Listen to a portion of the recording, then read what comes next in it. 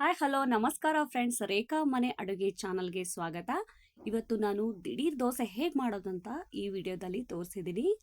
ನೋಡಿ, ಸಖತ್ತಾದ ಸಾಫ್ಟ್ನೆಸ್ ಆದ ದೋಸೆನ ಯಾವ ಥರ ಮಾಡ್ಬೋದು. 15ರಿಂದ 20 ನಿಮಿಷದೊಳಗಡೆ ಇದನ್ನು ಮನೇಲಿ ನಾವು ಮಾಡ್ಬೋದು. ಬೆಳಗಿನ ತಿಂಡಿಗೆ ಸಖತ್ತಾಗಿರುತ್ತೆ ಫ್ರೆಂಡ್ಸ್. ಹಾಗಾದರೆ ಇದಕ್ಕೇನೆಲ್ಲ ಬೇಕು ಸಾಮಗ್ರಿ ಅಂತ ನೋಡ್ಕೊಂಬರೋಣ.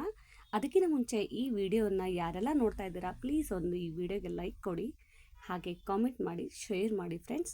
ಹಾಗೆ ನನ್ನ ಚಾನಲ್ಗೆ ಸಬ್ಸ್ಕ್ರೈಬ್ ಆಗೋದನ್ನು ಮಾತ್ರ ಮರಿಬೇಡಿ ಫ್ರೆಂಡ್ಸ್. ಹಾಗಾದರೆ ನೋಡೋಣ ಬನ್ನಿ. ನೋಡಿ, ಇಲ್ಲಿ ನಾನು ತೋರಿಸ್ತಾ ಇದ್ದೀನಿ ಜೀರಿಗೆ ಮತ್ತು ಅಡುಗೆ ಸೋಡಾ, ಹಾಗೆ ಮೈದಾ ಹಿಟ್ಟು, ಚಿರೋಟಿ ರವೆ, ಹಾಗೆ ಸ್ವಲ್ಪ ಉಪ್ಪನ್ನು ಸಹ ತೋರಿಸ್ತಾ ಇದ್ದೀನಿ.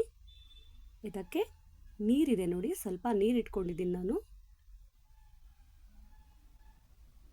ಇಲ್ಲಿ ಚಿರೋಟಿ ರವೆ ಮತ್ತು ಮೈದಾ ಹಿಟ್ಟನ್ನು ಸಮ ಪ್ರಮಾಣದಲ್ಲಿ ತಗೊಳ್ಳಿ. ಚಿರೋಟಿ ರವೆ ನೋಡಿ, 1 ಕಪ್ಪು ಚಿರೋಟಿ ರವೆ ತಗೊಂಡ್ರೆ 1 ಕಪ್ಪು ಮೈದಾ ಹಿಟ್ಟನ್ನು ತಗೊಳ್ಳಿ.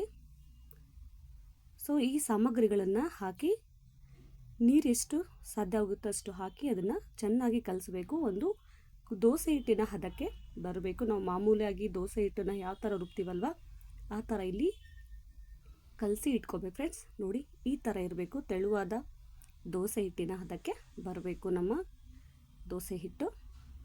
ಈಗ ತವಾನ ರೆಡಿ ಮಾಡ್ಕೊಳ್ಳೋಣ. ನೋಡಿ, ತವ ಕಾದಿದೆ. ಸೊ ಅದನ್ನು ಚೆನ್ನಾಗಿ ಒರೆಸ್ಬಿಟ್ಟು, ಸೊ ಅದಕ್ಕೆ ಆಯಿಲ್ ಹಾಕಿ ನಾನೀಗ ದೋಸೆ ಹಾಕ್ತಾಯಿದ್ದೀನಿ. ನೋಡಿ, ಚೆನ್ನಾಗಿ ತವ ಕಾದಷ್ಟು ದೋಸೆ ಚೆನ್ನಾಗಿ ತಳ ಬಿಟ್ಕೊಳ್ಳುತ್ತೆ. ಸಖತ್ತಾದ ಕ್ರಂಚಿಯಾದ ದೋಸೆ ನಮಗೆ ಸಿಗುತ್ತೆ ಫ್ರೆಂಡ್ಸ್. ಹಾಗಾದರೆ ಬನ್ನಿ, ದೋಸೆ ಹಾಕ್ತಾಯಿದ್ದೀನಿ. ಸೊ ನೋಡಿ, ಈ ಥರ ಒಂದೇ ಆ್ಯಂಗಲಲ್ಲಿ ತಿರ್ಸ್ಬೇಕು ನೀವು. ನೋಡಿ, ಇದೇ ಥರ ಲೈಟಾಗಿ ತಿರ್ಸ್ಬೇಕು ಫ್ರೆಂಡ್ಸ್. ಭಾಳ ಪ್ರೆಷರ್ ಎಲ್ಲ ಹಾಕೋಂಗಿಲ್ಲ. ಇದ್ರ ಮೇಲೆ ಸ್ವಲ್ಪ ಆಯಿಲನ್ನು ಹಾಕಿ ಅಥವಾ ತುಪ್ಪನಾದರೂ ಕೂಡ ಇಲ್ಲಿ ನಾವು ಹಾಕ್ಬೋದು. ನಿಮ್ಮ ರುಚಿಗೆ ತಕ್ಕಂಗೆ ಇಲ್ಲಿ ಹಾಕ್ಕೋಬೋದು ಫ್ರೆಂಡ್ಸ್. ನೋಡಿ, ತಳ ಚೆನ್ನಾಗಿ ಬಿಡುತ್ತೆ, ತಳ ಹಿಡಿಯೋದೇ ಇಲ್ಲ. ಈ ದೋಸೆ ಕ್ರಂಚಿಯಾಗಿ ಬರುತ್ತೆ ಫ್ರೆಂಡ್ಸ್. ಈ ದೋಸೆ ನೋಡಿ ಫ್ರೆಂಡ್ಸ್, ಇನ್ನೊಂದು ದೋಸೆನ ಕೂಡ ನಾವು ಇದೇ ಥರ ಮಾಡ್ಕೊಳ್ಳೋಣ.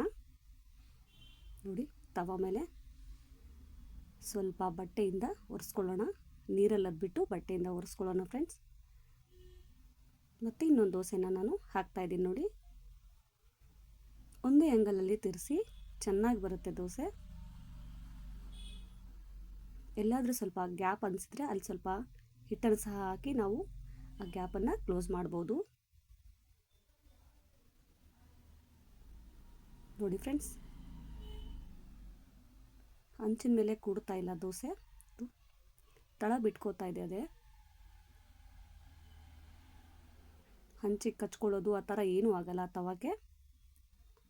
ಸೊ ನೋಡಿ, ಈಗ ಆಲೂಗಡ್ಡೆ ಪಲ್ಯ ಮತ್ತು ಕಾಯಿ ಚಟ್ನಿ ಮಾಡಿದ್ದೆ. ಸೊ ಆಲೂಗಡ್ಡೆ ಪಲ್ಯ ಕಾಯಿ ಚಟ್ನಿ ಜೊತೆ ದೋಸೆ ತಿನ್ನಲು ರೆಡಿಯಾಗಿದೆ. ಎಷ್ಟು ಸಾಫ್ಟ್ನೆಸ್ ಆಗಿದೆ, ಹಾಗೆ ಕ್ರಂಚಿ ಆಗಿದೆ ನೋಡಿ ಫ್ರೆಂಡ್ಸ್. ಈಗ ತೋರಿಸ್ತೀನಿ ಕೈಯಲ್ಲಿ ಹಿಡಿದು. ಸೊ ಸೂಪರಾಗಿ ಬಂದಿದೆ ಫ್ರೆಂಡ್ಸ್. ಇದು ಬಿಸಿ ಬಿಸಿ ಆಗಿದ್ದಾಗೆ ತಿಂದರೆ ಸಖತ್ತಾದ ಟೇಸ್ಟ್ ಕೊಡುತ್ತೆ. ನೋಡಿ, ಕ್ರಂಚಿ ಆಗಿದೆ.